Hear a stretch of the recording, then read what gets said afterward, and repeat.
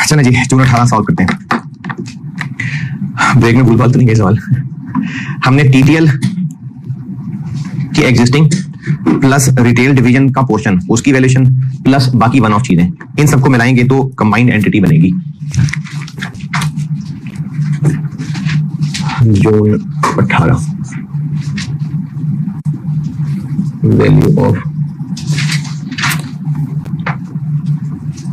Merged entity equity. Value equity ही की निकालनी होती है। सिर्फ एक चीज है कि अगर हमें फ्री कैश फ्लो मेथड से वैल्यूएशन करनी पड़े कंबाइंड और सिनर्जी लगानी हो, जैसे जज्बा जूम वाले सवाल में था, तो वो सिनर्जी पूरे बिजनेस की वैल्यू से निकलती है बस। उसके अलावा हमने वैल्यूएशन में, खासतौर पर मर्जर एक्विजिशन में, करनी ही इक्विटी की वैल्यू है। तो टुकड़े टुकड़ों की वैल्यू जोड़ लेते हैं। टीटीएल की अभी कितनी है? प्रोडको वाले सवाल में नंबर ऑफ शेयर्स पता थे और एक शेयर की प्राइस पता थी, तो मल्टीप्लाई कर लिया था। अब टीटीएल का एग्जिस्टिंग क्या है ये कहां बताया? एक्सट्रैक्ट्स में आपको पैट पता है और कैपिटल और इक्विटी और ये पता है बस। और आगे चलें, और कहां पता है टीटीएल के बारे में? 0.2, 0.3, 0.4 एडिशन इन्फॉर्मेशन 1 2 3 4 5 6 7 8 8। टेक्सटाइल कंपनीज के shares are being traded 12 P ratio पे, तो टीटीएल भी टेक्सटाइल ही है, तो ये 12 पे अभी इस वक्त ट्रेड हो रहे हैं। तो टीटीएल की एग्जिस्टिंग वैल्यू कैसे निकालें? टीटीएल का पैट कितना है? 2900 इंटू 12 34। ये हो गया एग्जिस्टिंग टीटीएल। तो बीटीएल की भी एग्जिस्टिंग वैल्यू ले लें और वन ऑफ चीजें ले लें। क्यों? क्योंकि बीटीएल ने टूट जाना है, बीटीएल टूट जाएगा और उसका एक डिवीजन खत्म हो जाएगा और दूसरे डिवीजन का पोर्शन वैल्यू कर रहे होंगे हम लोग। तो हम लोग वैल्यू ऑफ रिटेल डिवीजन जो कि बीटीएल का है ये कैलकुलेट करते हैं।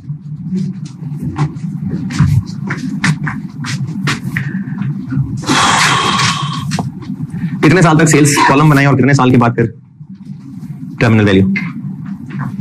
3। तो 1 2 3 सेल्स ईयर 1 में होंगी 1000, फिर इन्होंने LY इंटू 1.1।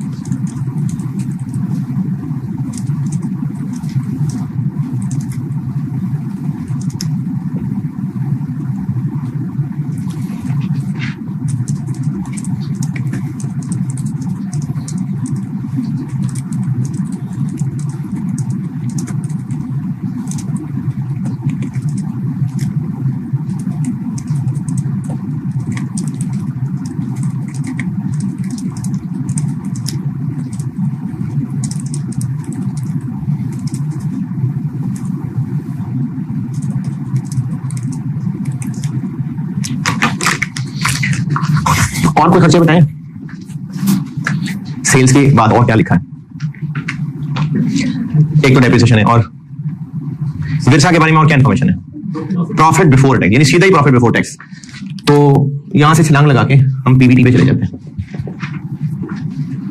कितना होगा? 20%।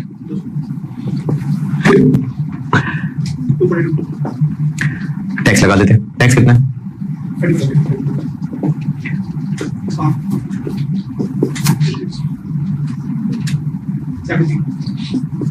लेकिन हम तो कैश फ्लोज निकाल रहे हैं। डेप्रिसिएशन ऐड बैक कर दें। लेस किधर हुई है? हमने डायरेक्ट पीबीटी लिख दिया ना, तो हुई भी है माइनस, तो ऐड बैक कर देते हैं। और वो कह रहा है ये 25 की 25 ही रहनी है।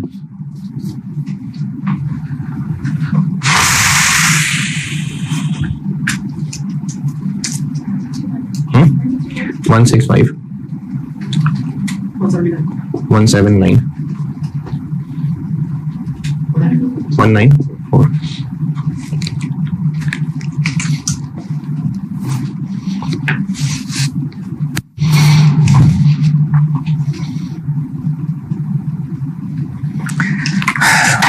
और टर्मिनल वैल्यू के लिए क्या ग्रोथ लगनी है? 5%।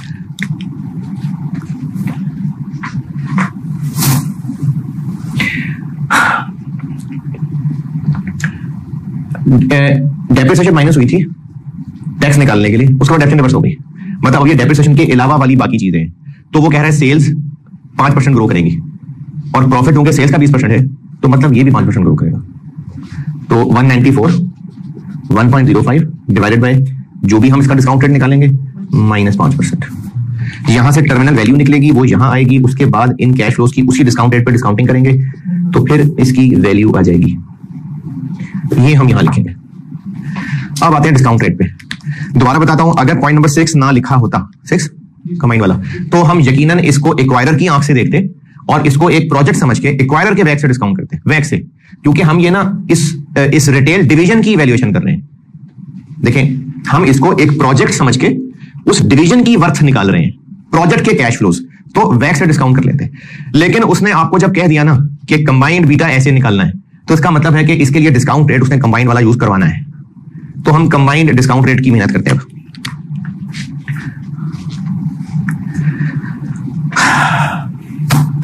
कंबाइंड डिस्काउंट रेट के लिए कंबाइंड केई चाहिए होगा, और कंबाइंड केई में कंबाइंड बीटा चाहिए होगा, और बीटा में टीटीएल का रिस्क भी शामिल होना चाहिए और रिटेल डिवीजन का रिस्क भी शामिल होना चाहिए। बीटीएल का नहीं, रिटेल डिवीजन का। क्यों? क्योंकि बस ये रिटेल डिवीजन ही है, मैन्युफैक्चरिंग तो खत्म हो जाना है। तो उसके लिए हमें रिटेल डिवीजन और टीटीएल के एसेट बीटा चाहिए होंगे, वर्किंग 2, और उसको फिर टुकड़ों में कर लेते हैं।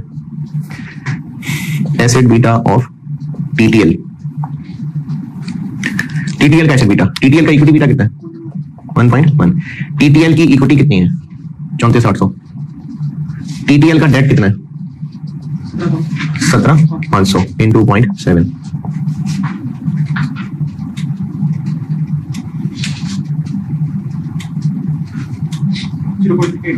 .81। एसेट बीटा ऑफ रिटेल, ये कहां से निकाले? एसेट बीटा ऑफ रिटेल ये कहां से निकलेगा?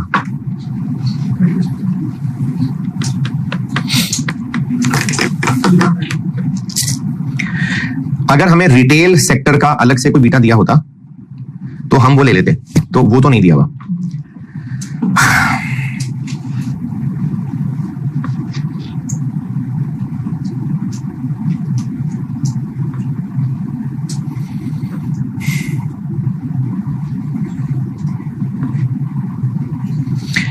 चाहिए तो हमें रिटेल सेक्शन का था, लेकिन क्या कहीं कोई ऐसी इंफॉर्मेशन अवेलेबल है कि मैन्युफैक्चरिंग पोर्शन और रिटेल पोर्शन का कोई अलग बीटा निकल सके?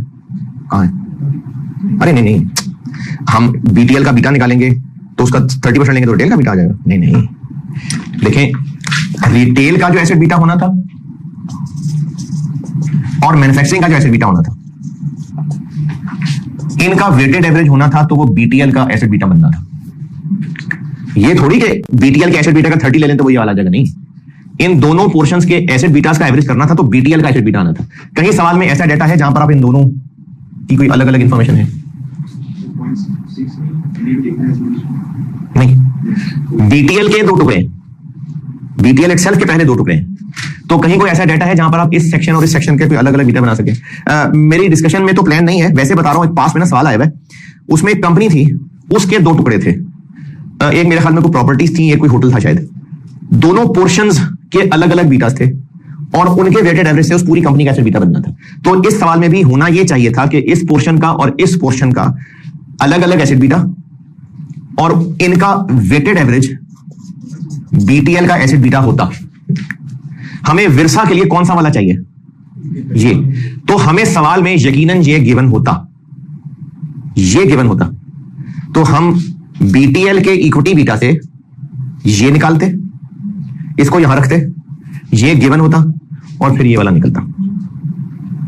और ये हो सकता है, मतलब एसीसी के सवालों में ऐसा है, आईकैप के भी पास पेपर्स में एक दो सवालों में है ऐसा कि अगर एक कंपनी मुख्तलिफ तरह के काम कर रही हो तो उस कंपनी का बीटा उन कामों के बीटा का वेटेड एवरेज होता है। तो अगर इस सवाल में, अच्छा हमें यहां पर, मैं यहां राबता मुनक़ता हो गया, दोबारा बताता हूं, हम टीटीएल का एसेट बीटा और रिटेल डिवीजन के एसेट बीटा को कंबाइन करना चाह रहे हैं, ये चाहिए हमें। तो आपको ये गिवन होता ना अगर ये वाला, तो हम बीटीएल के इक्विटी बीटा से एसेट बीटा निकालते, उसको यहां रखते, ये सवाल में गिवन होता, फिर हम बैलेंसिंग करके ये निकालते। लेकिन आपको सवाल में ये गिवन नहीं है, कोई हिंट नहीं है, तो मजबूरन फिर हमें बीटीएल के एसेट बीटा को ही रिटेल का एसेट बीटा मानना पड़ेगा। वैल्यूएशन के सवाल में ना वैरायटी आंसर हो सकते हैं, उस वक्त स्टूडेंट को जो डाटा से मुनासिब लग रहा होता है बस वो करना होता है उसमें। इसीलिए मैं आपको वैल्यूएशन की प्रैक्टिस भी बहुत सारी करा रहा हूं और इसमें आपकी लर्निंग भी प्रैक्टिस से ही है।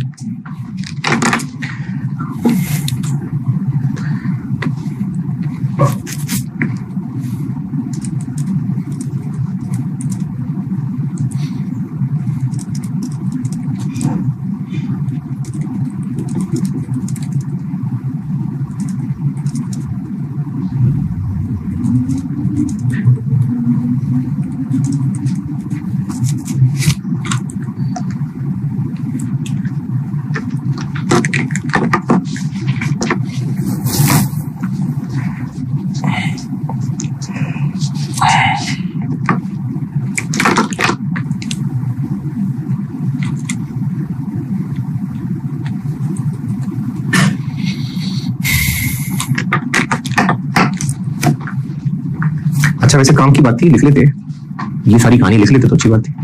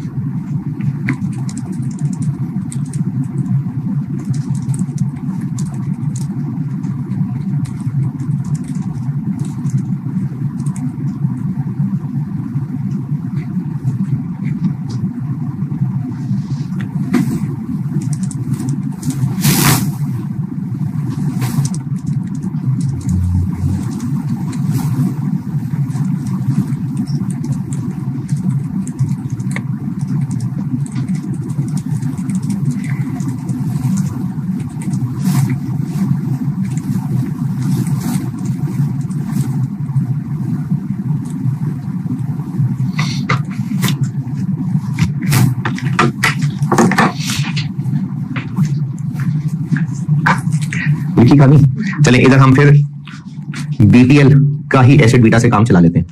बीटीएल की इक्विटी बीटा कितना? अच्छा ये ग्रुप में भी शायद मुझसे किसी ने पूछा था, चलो मैं बता देता हूं। हम लोग एसेट बीटास के जरिए जा रहे हैं और इनका वेटेड एवरेज करके कंबाइन करेंगे, तो हम डायरेक्टली इक्विटी बीटास को ही ले लेते हैं। मैं इसके एसेट बीटा और इसके एसेट बीटा को वेटेड एवरेज करके कंबाइंड एसेट बीटा निकालूंगा, फिर बाद में जाना तो मुझे इक्विटी बीटा भी है, तो मैं 1.1 और ये क्या है, तो मैं इन्हीं का एवरेज कर लेता, तो मैं इन्हीं का एवरेज करके कंबाइंड इक्विटी बीटा निकाल लेता, उसी से कहीं निकाल लेता है। इसमें और इसमें इनकी अपनी अपनी गियरिंग्स रिफ्लेक्टेड है। हम इनको कंबाइन करके जब वेटेड एवरेज निकालेंगे तो उसमें इसकी गियरिंग का भी इफेक्ट आ जाएगा। इसकी गियरिंग का हमने क्या करना है, हम तो टीटीएल हैं और पॉइंट 1 या 2 में क्या लिखा हुआ है अदर इंफॉर्मेशन के पॉइंट 1 2 में कि टीटीएल नहीं, नीचे वाले दोबारा 1 2 3 जब शुरू हो रहे हैं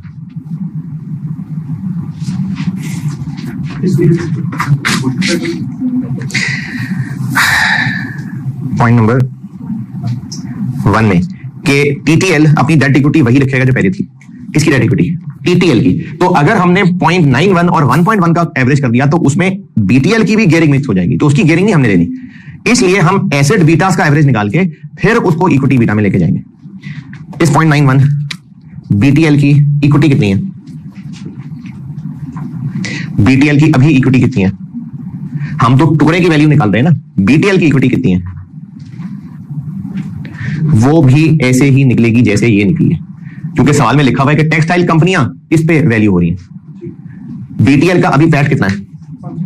पैट 5।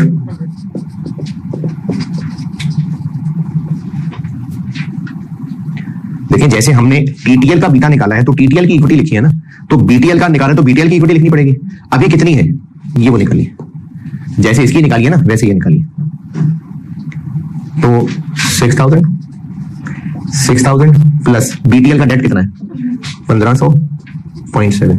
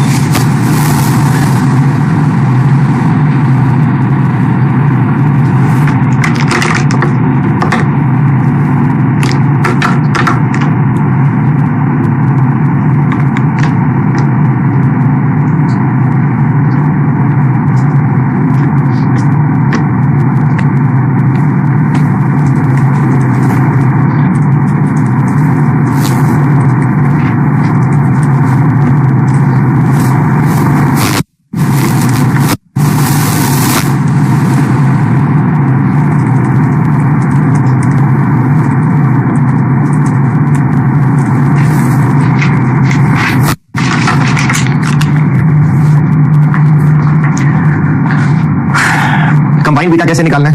0.6। इन दोनों एसिड बीटास का वेटेड एवरेज, और वेट के लिए क्या यूज करना है?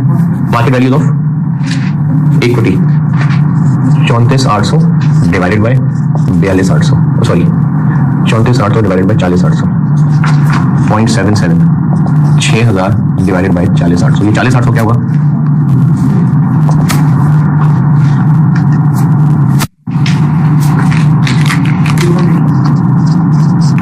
जी 0.8। के निकालना है। अब हम इसको बीटा इक्विटी बना लेते हैं। किसकी गियरिंग यूज करें? टीटीएल की। तो ये कपड़े वापस बना लेते हैं इसको। 0.8 34,800 प्लस 17,500 34,800, यही गियरिंग वापस डाल ली।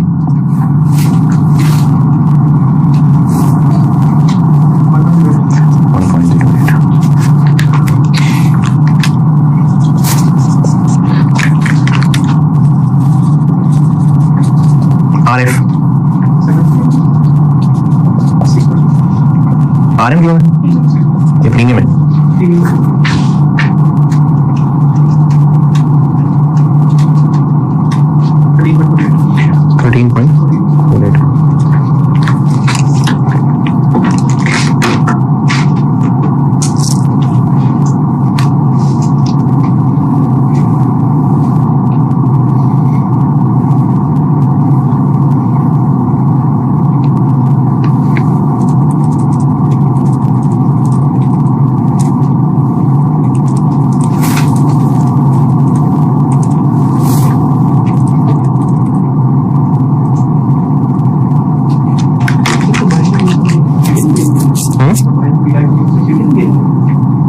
हम पोस्ट मर्जर टीटीएल को देख रहे हैं और लिखा हुआ है कि टीटीएल अपनी गियरिंग उतनी मेंटेन करेगा जितनी अभी है, तो इसलिए टीटीएल वाली गियरिंग ले ली।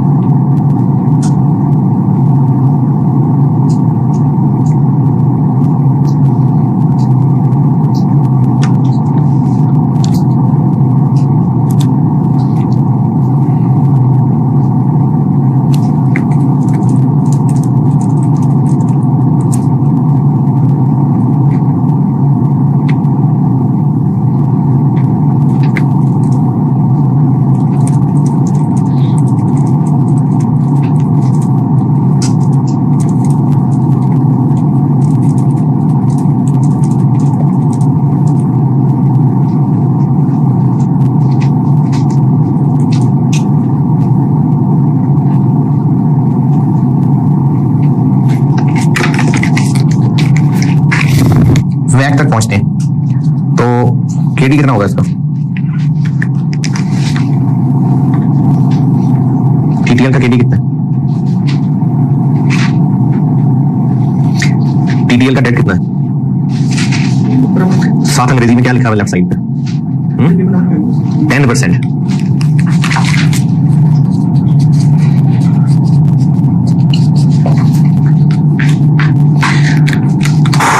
तो इसका मतलब है कि पोस्ट मर्जर वैक बन जाएगा के इक्विटी का वेट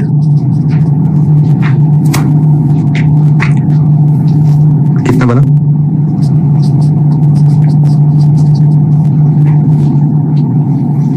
इक्विटी डेट का टोटल कितना बना? 5।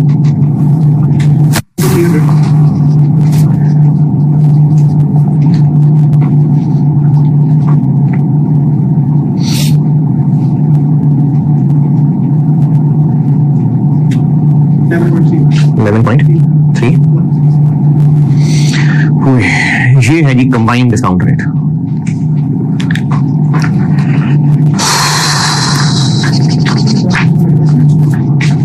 वो बीटा के फार्मूले में होता है, वैक में थोड़ी होता है।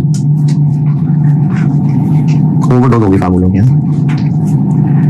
अब इस 11.31 से ये पोर्शन सॉल्व होगा। 11.31%, 11.31% ये सॉल्व करें।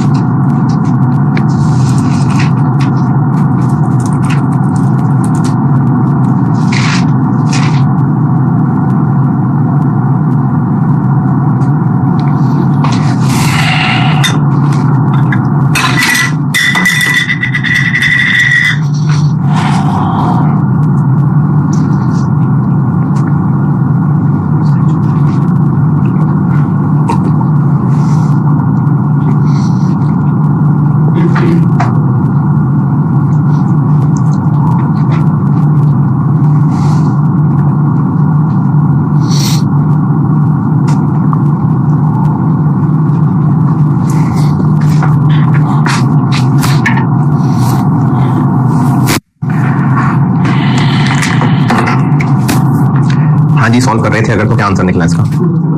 And answer 2774।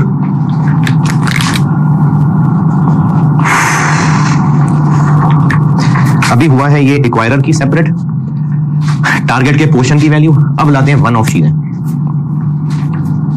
ये मिटाना है सारा कुछ मैंने।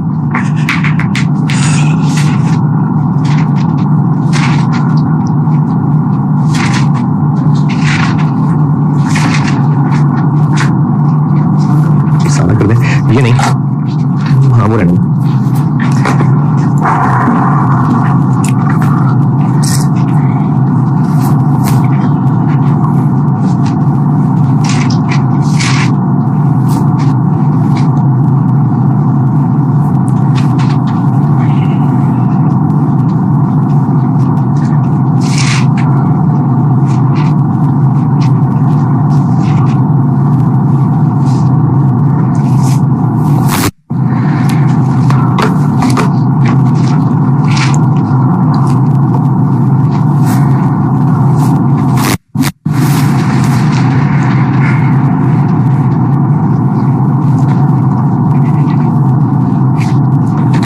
जी वन ऑफ आते हैं। पहला पैराग्राफ, दूसरा paragraph, point 1, point 2, point 3। Surplus assets हम बेच देंगे। कौन से सरप्लस एसेट्स? Manufacturing division. कितने के बेचेंगे? बुक वैल्यू का 1.5 गुना। इनकी बुक वैल्यू कितनी होगी? नेट एसेट्स यानी एसेट्स माइनस लायबिलिटीज यानी इक्विटी। तो sale of manufacturing division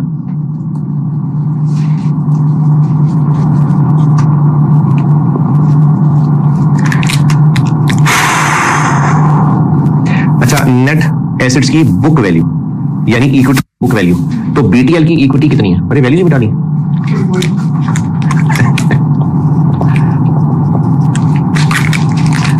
three 4 2774। BTL की नेट बुक वैल्यू कितनी है? इक्विटी कितनी है? Capital plus reserves 3020। ये क्या बन गया? मैन्युफैक्चरिंग डिवीजन इतने का बेच देंगे। 3171। चूंकि सवाल में टैक्स भी है तो इस पे प्रॉफिट ऑन डिस्पोजल होगा। बुक वैल्यू से 1.5 गुना बेच रहे हैं तो प्रॉफिट ऑन डिस्पोजल होगा ना, उस पे टैक्स लगेगा।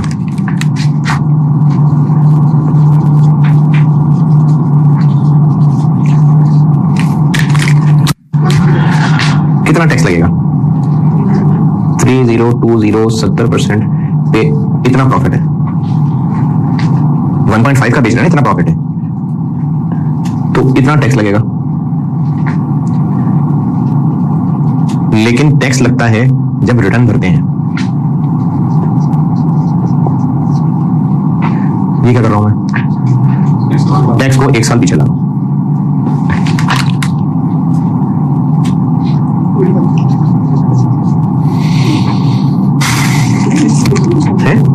एपी भी थोड़ी लगा रहे हैं हम। एपी भी तो नहीं कर रहे कि रिस्क फ्री पे डिस्काउंटिंग करें। अब तो हम जो भी डिस्काउंटिंग करेंगे इसी पे करेंगे। और कोई वन ऑफ चीज। Point number 2, point number 4, point number 4, carry forward losses पे टैक्स बेनिफिट मिलेगा पिछले साल की तरह।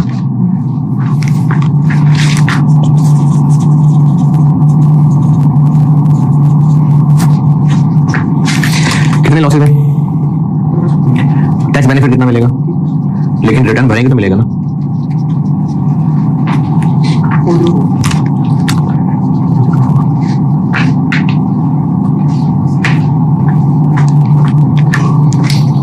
Additional information point 1, point 2, point 2। हाँ जी, हर साल 70 मिलियन एनुअली सेव होगा। कब तक? परपेचुटी। और क्या ये 70 मिलियन के बारे में कहा है कि ये नेट ऑफ टैक्स फिगर है?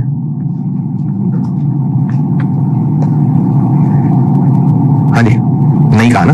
तो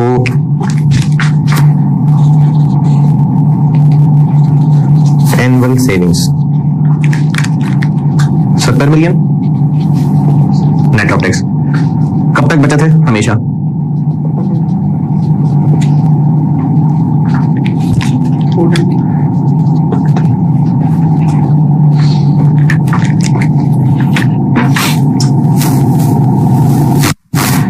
0.2 रिडंडेंसी पेमेंट है कितनी, और चूंकि सवाल में टैक्स भी है तो 35 की पेमेंट है और इस पे टैक्स भी बचना है, लेकिन टैक्स तो फिर रिटर्न के टाइम पे बचेगा।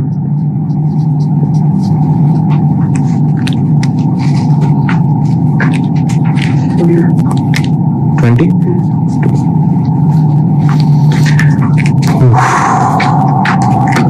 0.2 0.3 0.4 0.5 ये निकल आई जनाब पोस्ट मर्जर वैल्यू।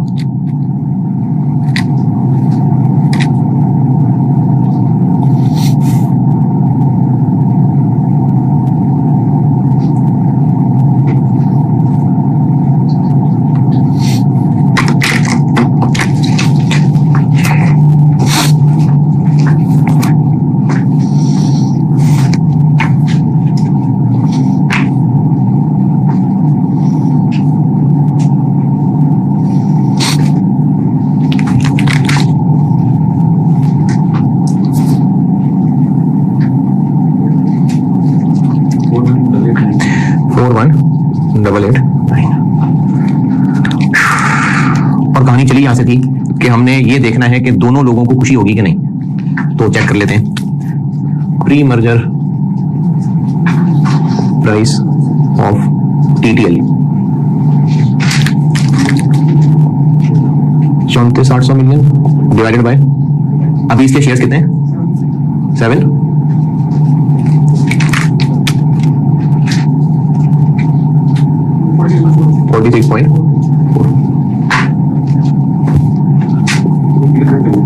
ये गलत है।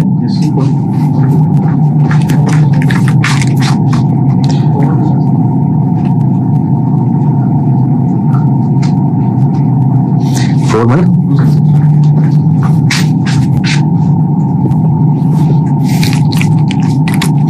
276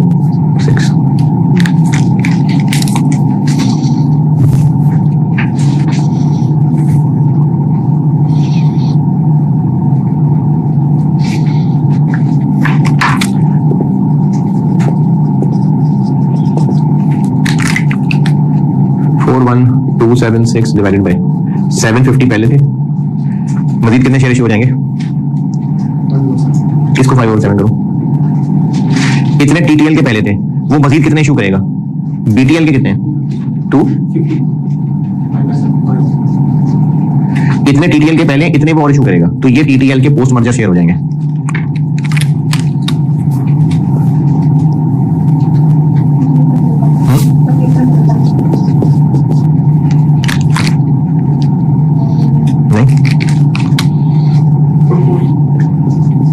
बस तो इतनी मेहनत के बाद नहीं, मजा नहीं आया। तो TTL के लोग तो खुश नहीं होंगे, उनके तो शेयर की वैल्यू गिर जाएगी।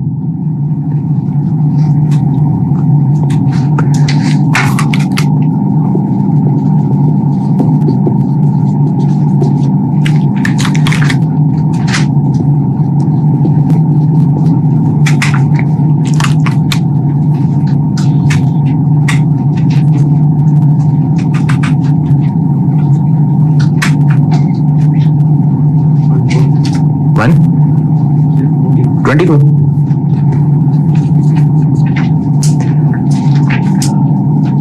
और बिड एडजस्टेड प्राइस या बिड एडजस्टेड प्राइस कह लें, या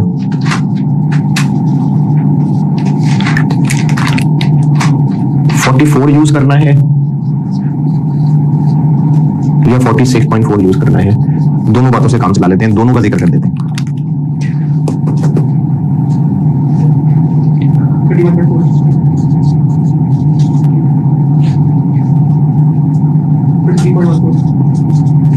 तो TTL वाले खुश नहीं होंगे, BTL वाले खुश होंगे। ये है जी 25 नंबर का सवाल।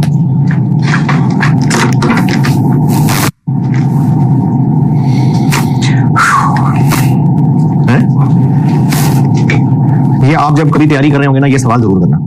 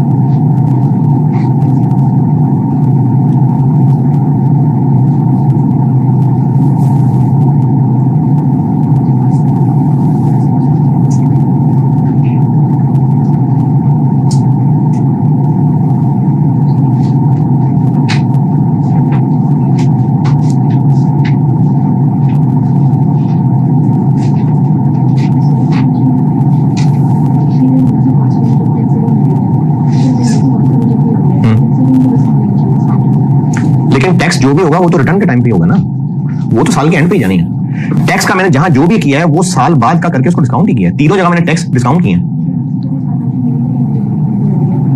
अरे इमीडिएटली बेशक हो रही है, लेकिन रिटर्न तो भारत ईयर एंड पे ही जाती है ना। हम आज तक बीएफडी में जो भी करते आए हैं बाय डिफॉल्ट फॉरन का मतलब भी किसी साल का शुरू ही होता था, टैक्स करते करते ईयर एंड ही आना होता था। लॉन्ग टर्म डिसीजन मेकिंग में भी ऐसे ही हुआ है हमेशा। तो मैंने टैक्स सेविंग भी लिया है, मैंने इसको तो डिस्काउंट नहीं किया। 35 मैंने एज इट इज रखा है, टैक्स सेविंग को डिस्काउंट किया, 35 को तो डिस्काउंट नहीं किया। 22 में आता 35 का 30% कितना बना, उसको एक साल डिस्काउंट करें,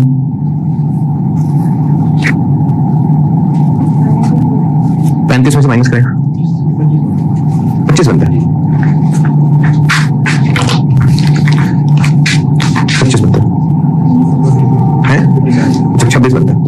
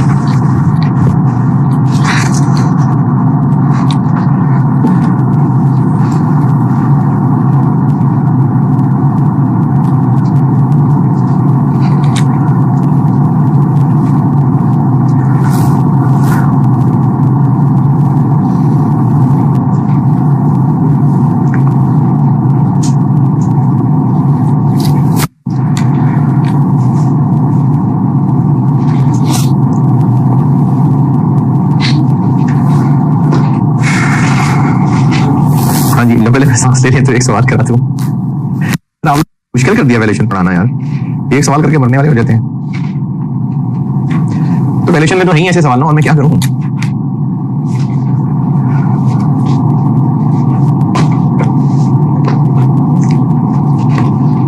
बस एक 23 नंबर का सवाल है।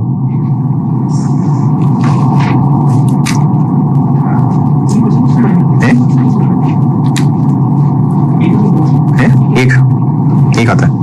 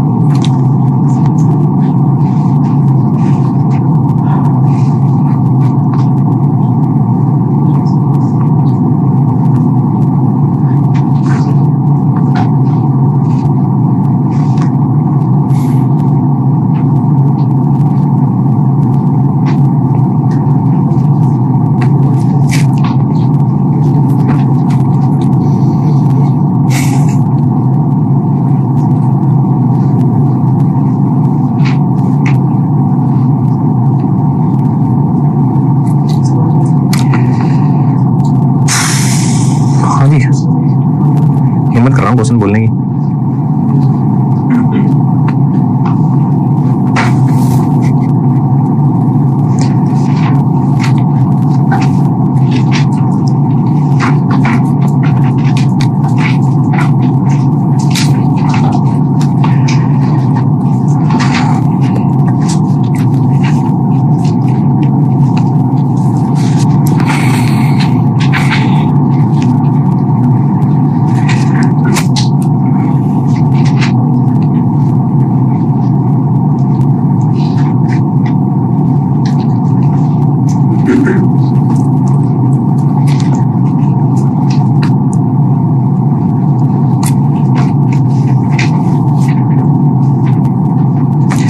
हो यार आपका। मैं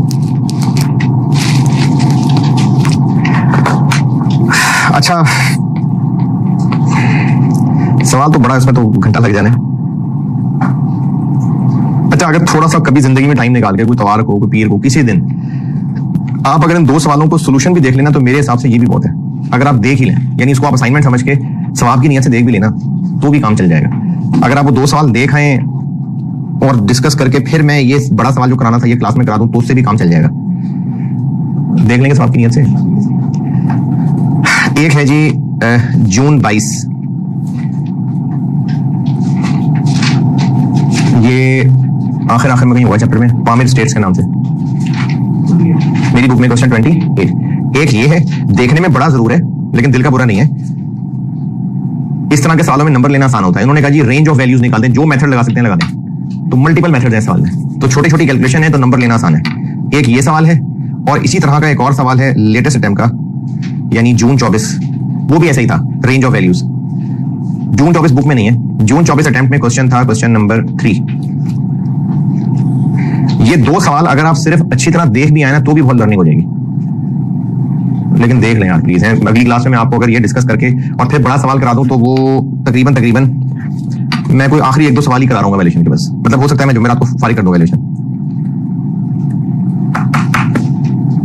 तो अगर आप ये 2 सवाल देख आएंगे तो अल्लाह आपको जज़ाए खैर दे।